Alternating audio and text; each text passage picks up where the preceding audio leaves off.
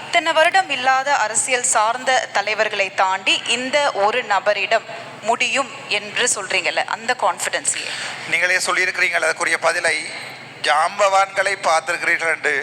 அண்ணனை பார்க்கவில்லை தானே நீங்கள் விலகாலும்? இப்போதுதான் அண்ணனை பார்த்திருக்கிறீர்கள். அதுதான் அந்த ஜாம்பவான்களுக்கும் ஒரு மக்கள் நாயகனுக்கும் ஜனநாயகனுக்கும் உள்ள வித்தியாசம். அவ்வளவுதான். என்ன சார் வாய் அடைச்சி போயிட்டு ரொம்ப அழகாக சொல்லியிருக்கேன். எந்த ஒரு நொடியில ஒரு அரசியல் சார்ந்த ஒரு தலைவராக இவர் இருப்பார், மக்கள் சார்ந்த ஒரு தலைவராக இருப்பார்னு எந்த நொடியில உங்களுக்கு அது தென்பட்டது? அரசியல் என்பது ஒரு தலைமைத்துவம், லீடர்ஷிப் என்று சொல்லுவார்கள்.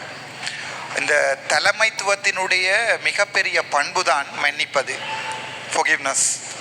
ஸோ இன்று என் தலைவன் வென்ற பிறகு ஒவ்வொரு எதிர்க்கட்சிகளுடைய வீடு வீடாக அலுவலகமாக போய் நாங்கள் ஒன்றாக தமிழ்நாட்டு மக்களுக்கு ஒன்றாக செய்வோம் என்று கேட்டு அந்த தலைமைத்துவ பண்பு எனக்கு பிடித்திருக்கிறது.